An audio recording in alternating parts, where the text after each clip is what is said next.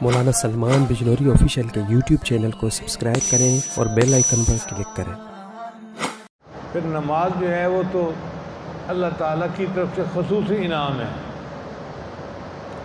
خصوصی ایک نعمت ہے جو اللہ نے عطا فرمائی ہے۔ آپ دیکھیں، ہم صبح نماز کے شروع میں پڑھتے ہیں الحمدللہ رب العالمین۔ نماز کے شروع میں پڑھتے ہیں سبحانک اللہم، اے اللہ آپ سب عیبوں سے پاک ہیں، آپ میں کوئی کمی نہیں، کوئی کوتاہی نہیں، کوئی عیب نہیں، کوئی نقص ہے ہی نہیں آپ کے اندر، آپ کامل ہیں۔ سبحانک اللہم وبحمدک، اور اے اللہ ساری تعریفیں آپ کے لیے ہیں، تعریفوں کا اصل حقدار اللہ ہے۔ اور یاد رکھیں کہ دنیا میں کوئی بندہ کسی چیز کی بھی تعریف کرے، یہ تعریف حقیقت میں اللہ کی طرف لوٹتی ہے، کیوں کہ اللہ نے اس چیز کو پیدا کیا ہے۔ بیوی خاوند کی تعریف کرے تو یہ تعریف اللہ کی طرف لوٹے گی جس نے اس کے خاوند کو پیدا کیا۔ خاوند بیوی کی تعریف کرے تو یہ تعریف اللہ کی طرف لوٹے گی جس نے اس کے لیے بیوی بنائی۔ ہم پھل کی تعریف کریں تو یہ اللہ کی طرف تعریف گئی کیونکہ اللہ نے اس کو پیدا کیا۔ مکان کی تعریف کریں تو یہ اللہ کی طرف جائے گی کیونکہ اللہ نے مکان بنوایا۔ تو ہر چیز کی جو مخلوق ہے، تخلیق کرنا، یہ اصل میں خالق کی تعریف ہوتی ہے۔ تو تعریف کا اصل حقدار اللہ ہی ہے، اور ہم کہہ رہے ہوتے ہیں سبحانک اللہم وبحمدک وتبارک اسمک، اور اللہ آپ کا نام بڑی برکت والا ہے، وتعالی جدک، اور اللہ آپ کی بزرگی بہت بڑی ہے، ولا الہ غیرک، اور آپ کے سوا کوئی معبود نہیں، معبود عبادت کے لائق فقط آپ ہی ہیں۔ یہ اتنا پیارا کلام ہے کہ اگر بندے کو ترجمہ آتا ہو نا اور وہ نماز میں پڑھ رہا ہو تو کئی مرتبہ ایسے محسوس ہوتا ہے کہ جیسے انسان ان الفاظ کو پڑھتے ہوئے اس کا منہ بوسے لے رہا ہے۔ زباں پہ بار خود آیا، یہ کس کا نام آیا کہ میرے نطق نے بوسے میری زباں کے لیے۔ ایسا کلام ہے کہ پڑھتے ہوئے انسان کو محسوس ہوتا ہے فزیکلی کہ جیسے نطق جو ہے وہ زبان کے بوسے دے رہا ہے کہ تو اپنے اللہ کی تعریف اتنے پیارے الفاظ میں کر رہا ہے، سبحانک اللہم وبحمدک وتبارک اسمک وتعالی جدک ولا الہ غیرک۔ پھر اس کے بعد ہم فاتحہ پڑھتے ہیں، اور یہ جو فاتحہ ہے نا، یہ قرآن مجید کا اوپننگ چیپٹر ہے۔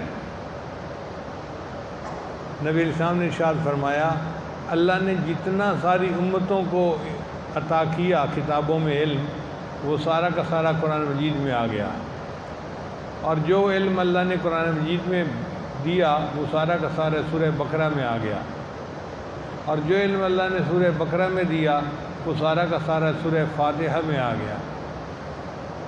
اب یہ دیکھیں، سورہ فاتحہ 7 آیات ہیں مگر پورے قرآن مجید کا نچوڑ ہے۔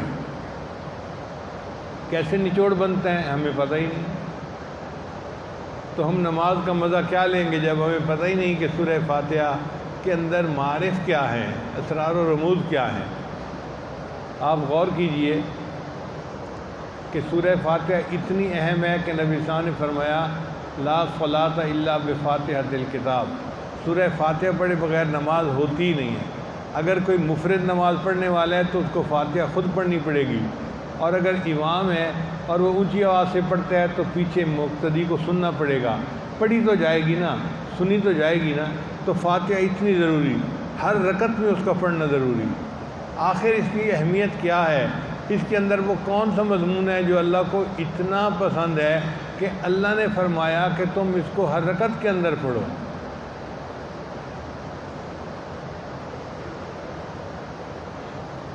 چنانچہ دل کے کانوں سے سنیے، آج آپ کو سورہ فاتحہ کے اسرار و رموز کے بارے میں کچھ بات پیش کر دیں کہ سورہ فاتحہ کے اندر 7 آیات ہیں۔ کتنی آیات ہیں؟ 7 آیات ہیں۔ 3 آیات پہلی الحمدللہ رب العالمین الرحمن الرحیم مالک یوم الدین، یہ 3 آیات ہیں اور یہ تینوں کا مضمون ملتا جلتا ہے، ثنا ہے اللہ کی۔ اور حدیث پاک میں آتا ہے کہ جب بندہ پڑھتا ہے الحمدللہ رب العالمین، اللہ تعالیٰ فرماتے ہیں حمدنی عبدی، میرے بندے نے میری حمد بیان کی۔ پھر وہ کہتے ہیں الرحمن الرحیم، اللہ فرماتے ہیں اثنا علیہ عبدی، میرے بندے نے میری ثنا بیان کی۔ پھر وہ کہتے ہیں مالک یوم الدین، اللہ فرماتے ہیں مجدنی عبدی، میرے بندے نے میری بزرگی بیان کی ہے۔ تو ہم پڑھ رہے ہوتے ہیں، اللہ جواب دے رہے ہوتے ہیں، ہم کلامی ہے یا نہیں ہے؟ سبحان اللہ، بندہ ایک بات بولے اور اللہ اس کا جواب دیں، یہ کتنی عجیب بات ہے۔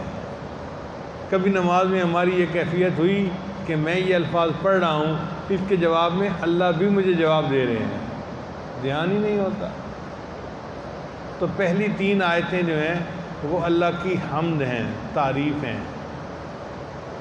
پھر اس کے بعد چوتھی آیت ہے جو اصل نچوڑ ہے پوری سورۃ فاتحہ کا، اور وہ ہے ایاک نعبد و ایاک نستعین۔ ایاک نعبد کا مطلب ہے اللہ ہم تیری ہی عبادت کرتے ہیں اور تجھ سے ہی مدد مانگتے ہیں۔ یہ فکرہ ایک ہے مگر مضمون اس میں 2 ہیں الگ الگ۔